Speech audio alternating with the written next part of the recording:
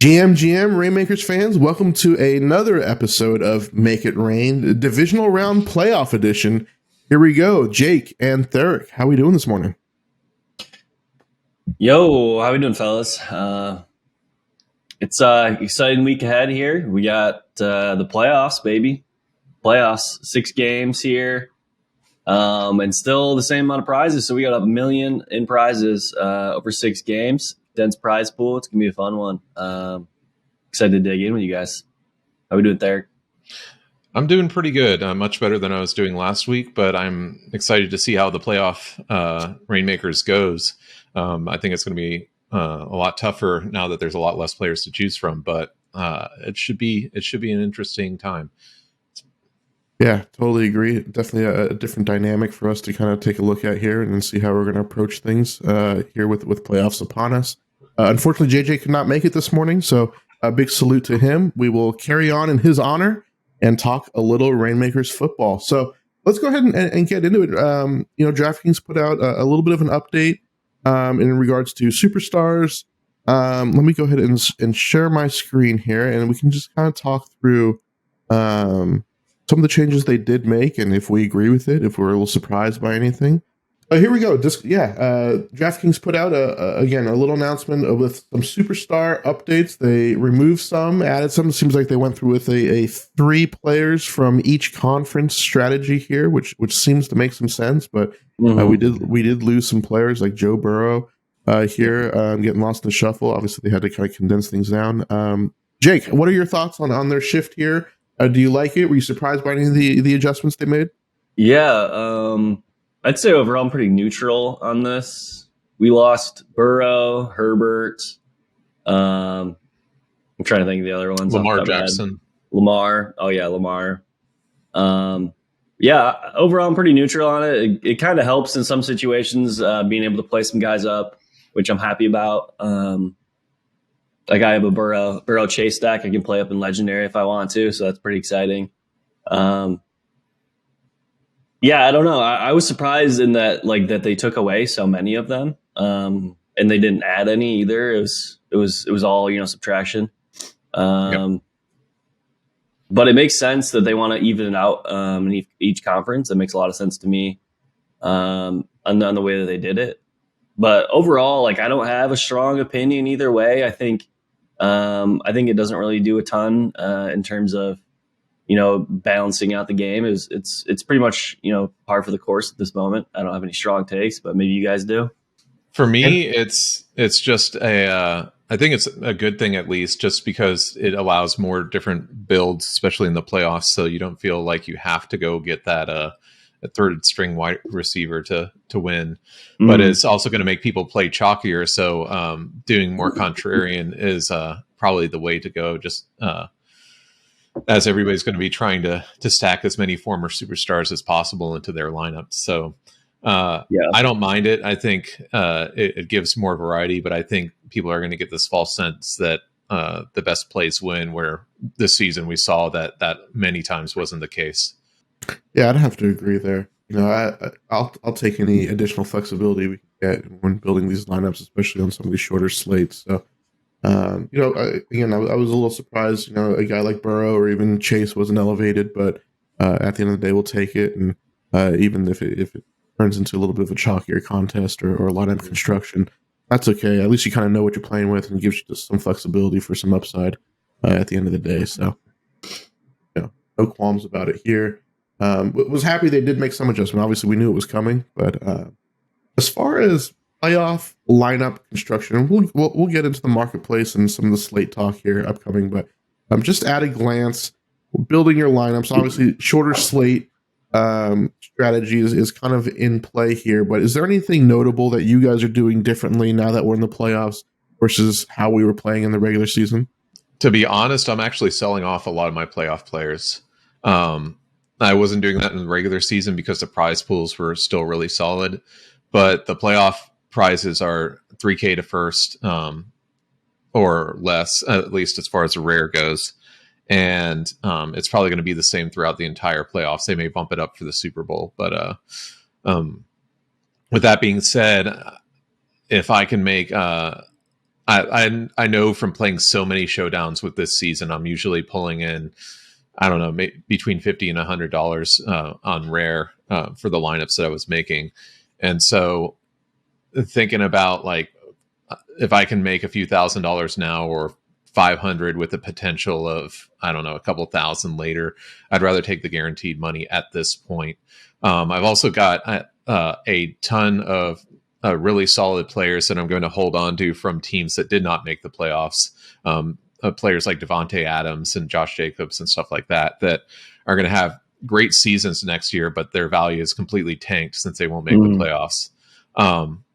So those cards are going to be easy to be used next season, and if their value tanking is similar to what happens with these playoff teams, and I expect whoever gets knocked out of this wild card round to tank in price as well. And so if I feel like I need to scoop some of them up for next season, I will at a much lower price. Yeah, I am. I'm actually going the opposite direction there.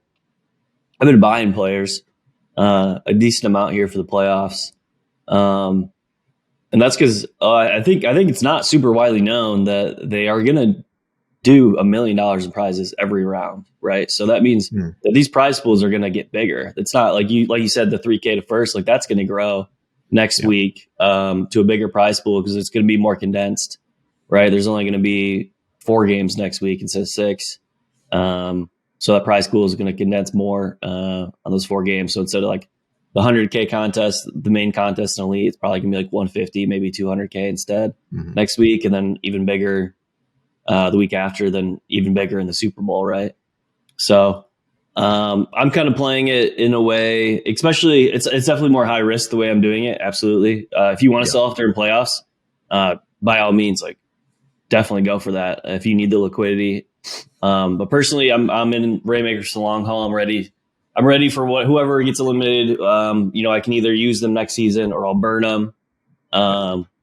So I have no qualms, just going for it all here, and hopefully hitting one of these big tournament prizes. Yeah, I like it. I like both approaches, right? I think that's kind of a nice contrast between different play styles and your different approaches here into the end of the season. I think that's a lot of what we like to touch on here in the show. I have not been selling off into this playoff pump. I'm excited to kind of get some lineups into these playoff contests and did most of the majority of the selling in the weeks leading up to the end of the year. It seemed like a lot of the playoff prices were starting to get baked in anyway. So, be throwing some darts into some of these contests here at the elite level and kind of see if we can hit something here into the close of the season. So, but all very fine points regardless.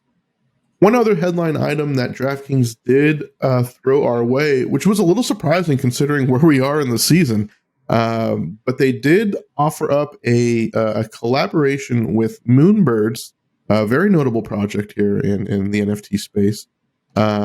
Jake, did this move the needle for you at all? Is this something that caught your eye, or how are you feeling about this collaboration overall? Yeah, I'd say no, it didn't move the needle for me, really. It's fine, I guess. It's like it's more it's more a little more visibility into Rainmakers. But I don't see a ton of crossover here. It's just the way they did it. Like they're doing like an auction of like these rare players, and there's only 25 of them each. So I guess it gives you opportunity to get a nice deal if you're playing in the rare tier or elite tier on some lower serial guys. So that's something. But there's not really much prizes. I am glad, I would say, that they didn't like do another super dilution event where they drop 10,000 packs of like 5 cards each, and it's really only like, I don't know, it's really not that many cards at all, like 200 or 300, something like that. So yeah, I'm cool with it. It's whatever. It doesn't really again, I'm like pretty neutral. I don't know, it's relatively minor, I would say.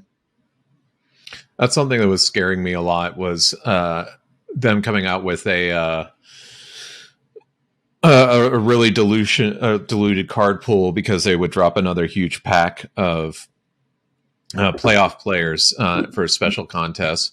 But I'm guessing DraftKings got the hint by the fact that none of the latest sets sold out, that people just weren't really that interested in it anymore. And so it would just piss people off more than it would make them money. So, but I am happy to see, like, even if they're doing a Moonbirds and they're doing some extra player cards, it's an auction, it's limited. And so it won't dilute the player card that bad, or player pool that bad. Yeah. One thing to note too is they said that they won't release any more cards once the playoffs start. So we don't have to worry about any more dilution events. There's not going to be some big Super Bowl pack drop or something like that. They said for sure they're not releasing any more cards. So that's good. We don't have to worry about. We know the supply's set going into these final rounds. Mm-hmm. Yeah, very important to note. And all great points there. Yeah, the timing of this was just a little weird for me. I think to Eric's point, it is nice to see attachment to some notable NFT projects here. I think that's always a good thing, and it shows how serious DraftKings is about the product and seeking out these sponsorships. But going into the playoffs here, everyone's kind of mind. There's been a lot of shifts both in Superstar and kind of just how we're framing our mind in contest selection and things of that nature, and lineup construction already. To throw this curveball into the mix is a little bit different timing, but I could understand it just from them wanting to get a little unique here towards the end of the season, so it's not the same old song and dance for the next month or so. But we'll see how it shakes out. I don't know if I'll be a big partaker in it myself personally, but we'll be monitoring for sure for future events that are similar. Very good, gentlemen. Well, let's go ahead and take a look at some of the marketplace trends from the past week. We've got our weekly gainers and losers segment. Eric, did you want to kind of take us through this and talk through what you're seeing out there? Yeah. So once again, it makes a lot of sense. The weekly gainers, the ones that are pumping hard, are the players that actually made it into the playoffs. Especially the quarterbacks that made it in, because you're going to need a quarterback, and there's very few of them that are actually in the playoffs. So we're seeing ones like Joe Burrow, who's going up even harder because he had his superstar taken away. Justin Herbert going up. Daniel Jones, Patrick Mahomes, Jalen Hurts, all going up, and then Christian McCaffrey going up really high because the 49ers made it, as well as we're seeing some studs that were studs on the regular season, but did not make it, dropping hard, like Ramondre Stevenson, Derrick Henry, Amon-Ra St. Brown, which were great for the regular season, but their teams just did. They were pushing hard up until week 18, but they just did not squeak in. So I think people are trying to sell off and get what they can for those players. Yeah, it makes a lot of sense. I guess it's a little surprising seeing Justin Jefferson drop down in Elite here, but I guess it makes some sense with him and the superstar tag. But there's some room for upside there. So he's still a superstar, and I think people are worried that that Minnesota isn't going to get very far in the playoffs, and it's going to be a one and done. Yeah, and we'll see which Kirk Cousins shows up this week, but it could be the awesome one that puts up 350 yards and 3 touchdowns, or it could be the one that puts up 150 and 3 picks. For sure. Yeah. What do you guys make of Dak Prescott's price dropping a little bit? I mean, he's a non-superstar quarterback. Obviously, that team is good enough to make a run here. With price dropping in Elite, you think that's... I think people are basing it off of how the Cowboys always do in the playoffs, which is one and done. I think that they're completely expecting Dallas to go in and just get their butts kicked by Tampa Bay. They lost, what was it, the second game of the season, first or second game of the season, they lost to Tampa Bay. And I think it's going to be something stupid that happens. They either play too conservatively or Tom Brady really steps up his game or something. But I think everybody's expecting, once again, for Dallas to make it in the playoffs, and once again for Dallas to get bounced early. So, I think it's definitely a result of their very poor performance last week. They just got beat by the that didn't help Commanders either. With Sam Howell at quarterback, and now they have to travel on the road and play Brady in the playoffs. It's not not a great spot for them.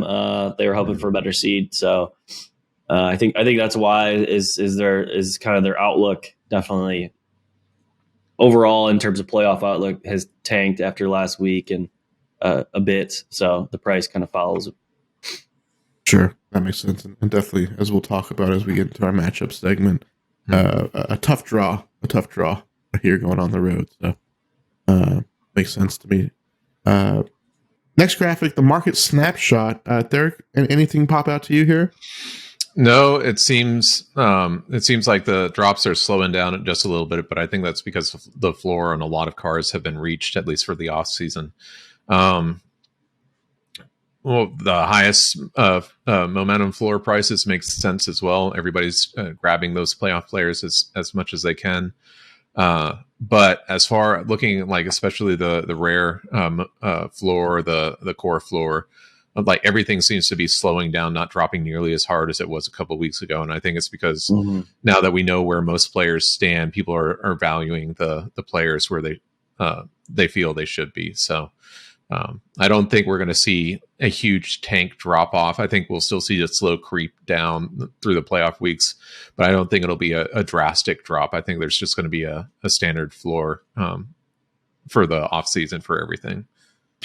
Yeah, I think something interesting to note here with these prices is these like top tier guys, like their price really hasn't changed a ton since even like middle of the season or like later second half of the season. Like if you would have bought them then, like that would have been an excellent buy. So kind of something to think about for next year is if you can lock in on like these studs on the best teams with the best chances of going to the Super Bowl, then their prices are going to stay pretty stable. So if you can get them early, then you can get them for a longer period of time for relatively, the same price as well. So that's something I'm thinking about for next year. And we'll probably plan on doing is maybe scooping up, see where things are, halfway, a little over halfway through the season, and then kind of making bets there. Because guys like Josh Allen, McCaffrey, Hurts, like they really haven't fallen too much, maybe like couple $100 from where they were around that time. Whereas a lot of these other cards have fallen a lot more than that. So just something interesting to note. Yeah, I think you have a good sense of after at least 6 weeks or whatever, you have a good sense of who's going to get the targets, who's going to get the carries. There's not nearly as much uncertainty, obviously, with injuries and stuff like that. It's going to change, but for the most part, you can kind of figure out who are the guys that you want on each team, unless you're playing showdown. And so, like either buying at the very beginning of the season or, like you said, about halfway through the season, I think it's probably the best buying opportunities because the prices have settled enough.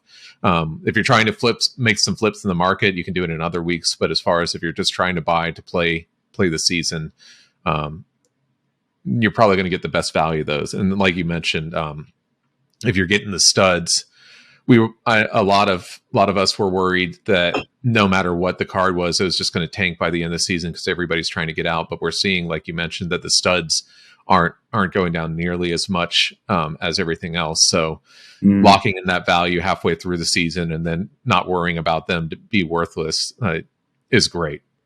What do you guys make of, especially in the elite tier? You see a guy like Christian McCaffrey being the second highest valued card, just sheer value. And then across some of the lower tiers, obviously that value is a little bit more bottomed out and mixed in amongst the crowd. Is there any rhyme or reason to that for you guys here across the different rarity tiers?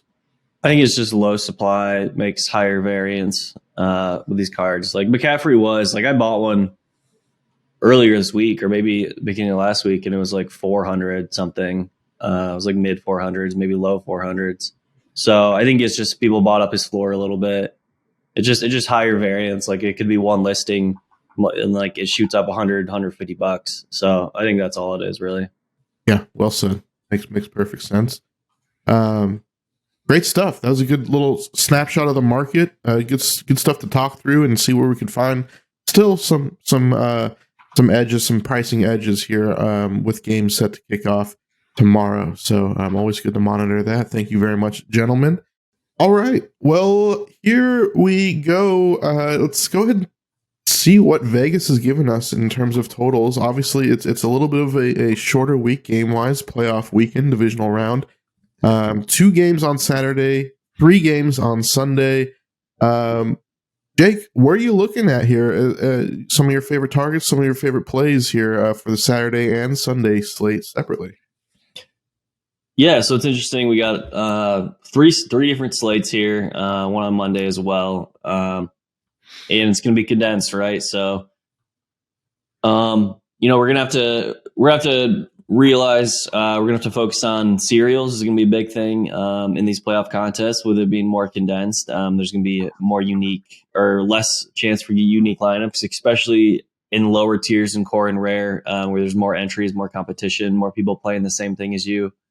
You'll want to get lower with your serials if you want to get closer to the highest projected lineups. So, we could start off here with the Saturday game. The Saturday slate here, definitely the Chargers and Jaguars are the more appetizing game stack. It's also the later game, so you have more info coming from the first one.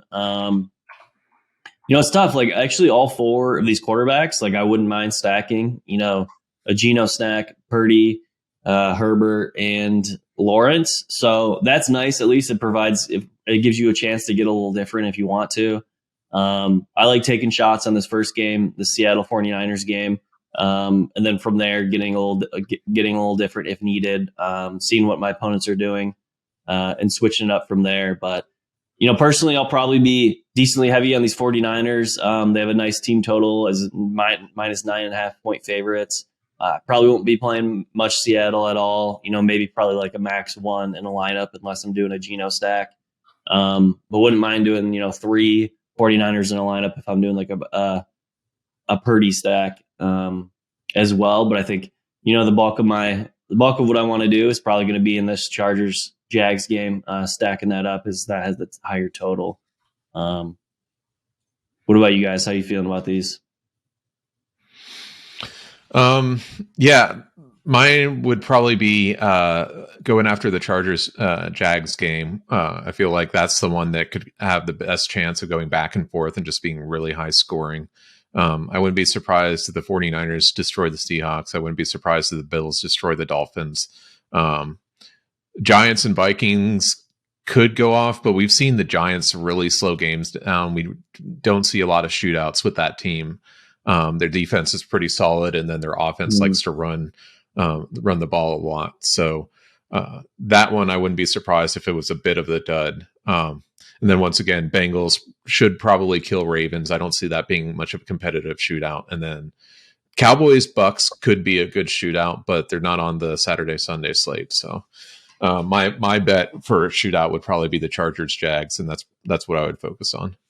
Big JJ, I know he's not here, but he wanted to shout out that he is in on Deebo Samuel this week. So he sounds like he's firing up those Niners as well. I like your angle here, Jake, as well. Is sprinkling in those Niners seems like it'd be a good way to get a little bit different, potentially with a lot of eyes on that Chargers Jaguars game for the Saturday shootout. Yeah. For the Niners, Jake, is obviously they have a lot of weapons, right? That they can sprinkle the ball around to. Is there 1 or 2 guys that you are focusing in on? Are you taking a little bit of a spread approach here? And if you're taking a focused approach, who would that be? I actually am, because it's just so hard to predict who's going to be the guy who goes off, or maybe a couple guys that go off in one game for the 49ers. So I actually do have cards for all their major skill guys. McCaffrey obviously is probably the number 1 there. He's an absolute stud, and it's in there at home as a 10-point favorite. So he should get plenty of work, plenty of action. So he's certainly my favorite, and I do think Elijah Mitchell is a guy who's viable as well. He's back and healthy now, and we saw how we saw in previous games where he would get a similar carry load when he's on the field at the same time as McCaffrey. So it's also interesting, I know I just said how McCaffrey's such a good play, but I do think it is interesting that you can go maybe a little bit contrarian going Eckler instead of McCaffrey with Elijah Mitchell eating into his workload a little bit. I would expect Eckler probably will get a little bit more touches than McCaffrey. Whether he does more with him or not, we'll see. But I would guess he would have a slightly bigger workload with Elijah Mitchell eating in there. Kyle Shanahan loves using multiple backs, so.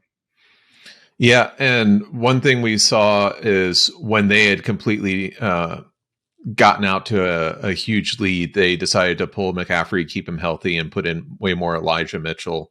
So if we expect the 49ers to destroy the Seahawks and it not be a close game, it would not be surprised if we saw way more Mitchell in the second half than we did Christian McCaffrey.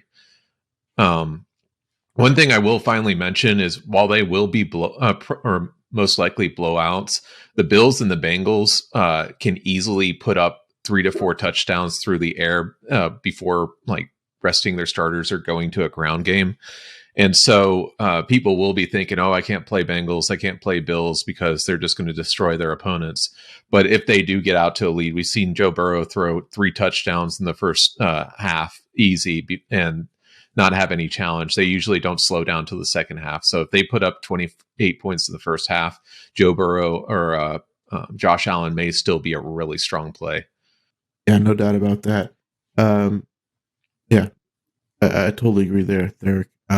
One thing to note on the Chargers-Jags game as well, a little bit of an injury situation with Mike Williams. So that'll be something to monitor because that'll obviously impact, if he's out or limited, right? Those targets may be going to someone like Josh Palmer or even Gerald Everett, if you want to get a little bit thinner there. So definitely got to stay on top of these injury situations, even though it's playoff time. Sounds like Brendan Staley took some heat for playing all their starters in a meaningless game last week. And, looks like it kind of came around to bite him in the butt a little bit. So they just sent the notification just a second ago that said Mike Williams is out. So wow, okay? Breaking news live here. Boom, boom. All right, here we go. Sounds good. So that opens up conversation for Josh Palmer, and again Gerald Everett. You would like to think probably Eckler is going to be even more of a focal point of that offense. So that's a big. Keenan Allen too. Don't forget about him. Cannot forget about Keenan Allen for sure.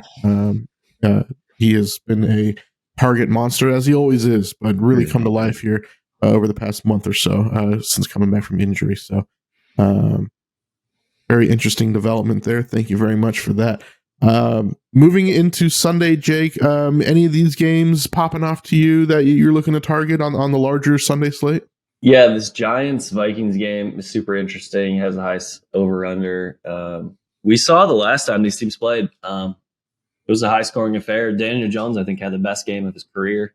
Mm-hmm. So I think it's if you want to take the route of investing in the Giants here, like I think they're definitely live. To pull the upset against the Vikings, who have not been playing super well lately, and their defense hasn't been playing well all year. So I think it's live if you want to go them and they can get the upset, and then you get 2 games worth of these guys. It's a great matchup. I think Daniel Jones is in a great spot this week. I think he has a real shot at even being like the number 1 QB on this slate here, on the Sunday slate, believe it or not. Especially with like we said, the Bills and the Bengals being such big favorites, then maybe they go to the ground game later in the game and they don't get pushed as much. So I think that's a super interesting spot there for the Giants. Besides that, this late game hammer is something I'm building around as well. The Burrow stack with these other guys, getting different a bit in the early games, seeing what pops, using some placeholders from this late game in my lineup. And then, hopefully hitting on one of these, and then I can throw in the Burrow stack for the hammer is kind of the game plan I'm going for. Yeah, I love that. And, to Derek's point earlier, these Bills and Bengals, regardless of what the line is telling you, they can put up points and they probably won't back off here in the playoffs unless they get out to an insurmountable lead, right? No game is truly over in the NFL until that last whistle blows. So definitely lots of room for upside here. And I'm on board with you in that Giants-Vikings game. I'm excited to see it play out, actually, because it could be a little sloppy, but definitely an area where both of these offenses could get rolling. I love the Daniel Jones call; always possesses that rushing floor as well for a quarterback. So, be fun little Sunday of games here. Do you guys?